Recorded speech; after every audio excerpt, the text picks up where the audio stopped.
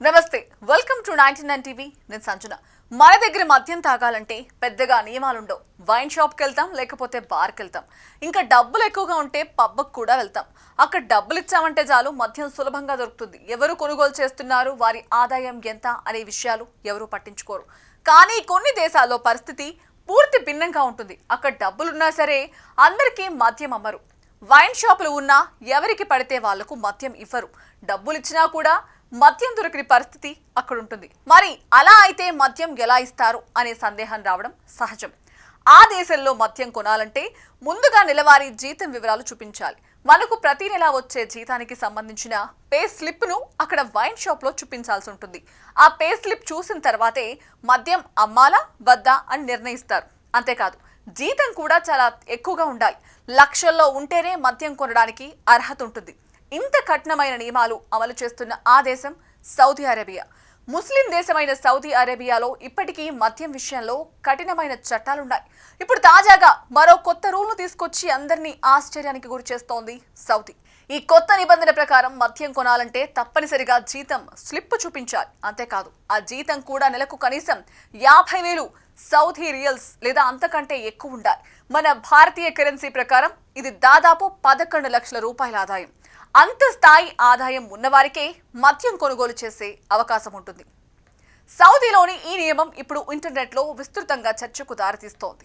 మద్యం వినియోగాన్ని నియంత్రించడమే లక్ష్యంగా సౌదీ ప్రభుత్వం ఈ విధమైన కఠిన నిర్ణయాలు తీసుకుంటుందని పలువురు అభిప్రాయపడుతున్నారు. ప్రపంచంలోని దేశాలు తమ సంస్కృతి చట్టాలకు అనుగుణంగా మద్యం విషయంలో ఎలా వ్యవహరిస్తున్నాయో దీని ద్వారా అర్థమవుతుంది. బహిరంగ సమాచారం ప్రకారం సౌదీ అరేబియాలో ఇప్పుడు మద్యం కొనాలంటే జీతం స్లిప్ చూపించాల్సిన పరిస్థితి ఏర్పడింది. ముందుగా మీ నెలవారీ ఆదాయం ఎంత అన్నది రుజువు చేయాలి. అంటే డబ్బులు ఉన్నాయంటే సరిపోదు, ఆ డబ్బును ఎలా వస్తున్నాయో కూడా చూపించాల్సి ఉంటుంది. ఇక ఈ షాప్ ను మొదట విదేశీ రాయబారుల కోసం మాత్రమే ప్రారంభించారు. అంటే ఇతర దేశాల నుంచి వచ్చిన డిప్లొమాట్స్ కోసం ప్రత్యేకంగా ఏర్పాటు చేశారు. అయితే కాలక్రమంలో ఈ షాప్ లో మార్పులు జరిగాయి. ఇప్పుడు ప్రత్యేకమైన నివాస హోదా కలిగిన ముస్లిమేతరులు కూడా ఇక్కడ మద్యం అమ్ముతున్నారు. అయినప్పటికీ జీతం స్లిప్ చూపించాలి అనే ఈ కొత్త రూల్ పై సౌదీ ప్రభుత్వం అధికారికంగా ఇప్పటి వరకు ఎలాంటి ప్రకటన చేయలేదు. ఈ ప్రత్యేక నివాస హోదాను సౌదీ గ్రీన్ కార్డ్ అని కూడా పిలుస్తారు. దీని ద్వారా స్కిల్స్ ఉన్నవారు, వ్యాపారస్తులు, పెట్టుబడిదారులు సౌదీ అరేబియాలో ఉండడానికి, అక్కడ పనిచేయడానికి, వ్యాపారాలు చేయడానికి లేదా ఆస్తులు కొనుగోలు చేయడానికి అనుమతి పొందుతారు. ఇక ఈ పథకాన్ని 2019లో ప్రారంభించారు. దీనికి దరఖాస్తు చేసుకోవాలంటే కనీసం 21 ఏళ్లు నిండి ఉండాలి. అలాగే ఆరోగ్యంగా ఉండాలి. ఎలాంటి నేర చరిత్ర ఉండకూడదు. అంతేకాదు, తన కుటుంబాన్ని పోషించుకునేంత ఆర్థిక స్తోమత ఉండాలి. ఈ కొత్త రూల్ వార్త వైరల్ కావడంతో సోషల్ మీడియాలో పెద్ద చర్చే మొదలైంది. కొంతమంది దీన్ని సరదాగా తీసుకుంటున్నారు, మరికొందరు మాత్రం దీన్ని తీవ్రంగా విమర్శించారు. ఈ రూల్ డబ్బున్న వాళ్ళ కోసమేనని కొంతమంది జోక్ చేశారు. ఇంకొందరు మద్యం కొనాలంటే కూడా ఆదాయం రుజువరగడం పిచ్చి పని అన్నారు. పేదలకు మద్యం అందుబాటులో లేకపోవడం నవ్వు తెప్పిస్తోందని మరికొందరు అంటున్నారు. ఇంకొకరైతే ఇలాంటి రూల్ ఇండియాలో లేదని థ్యాంక్ గాడ్ అంటూ కామెంట్ చేశారు. మొత్తానికి సౌదీ అరేబియాలో మద్యం విషయంలో ఉన్న కఠిన నియమాలు మరోసారి ప్రపంచవ్యాప్తంగా చర్చకు దారితీశాయి. ప్రతి దేశం తమ సంస్కృతి చట్టాల ప్రకారం నిర్ణయాలు తీసుకుంటుందని ఈ ఘటన మరోసారి చూపిస్తోంది. మద్యం సేవించడం వల్ల ఆరోగ్యం తీవ్రంగా పాడైపోతుంది. మొదట్లో కొందరికి ఇది సరదాగా ఒత్తిడి తగ్గించడానికి ఉపయోగపడుతున్నట్లు అనిపించినా క్రమంగా అదే మద్యం శరీరానికి, మనసుకి పెద్ద ప్రమాదంగా మారుతుంది. మద్యం అలవాటు ఒకసారి పడితే దాన్ని వదిలేయడం చాలా కష్టమవుతుంది. అందుకే మద్యం వల్ల కలిగే నష్టాలను ప్రతి ఒక్కరూ తెలుసుకోవాల్సిన అవసరం ఉంది. మద్యం శరీరంలోని ముఖ్యమైన అవయవాలపై తీవ్ర ప్రభావం చూపుతుంది. ముఖ్యంగా లివర్ పై మద్యం చాలా చెడు ప్రభావం చూపుతుంది. ఎక్కువ కాలం మద్యం సేవిస్తే కాలేయం పాడైపోయి సిరోసిస్ వంటి ప్రమాదకర వ్యాధులు వస్తాయి. అలాగే గుండె పనితీరు దెబ్బతింటుంది. రక్తపోటు పెరగడం, గుండెపోటు వచ్చే అవకాశాలు కూడా మద్యం వల్ల ఎక్కువ అవుతాయి.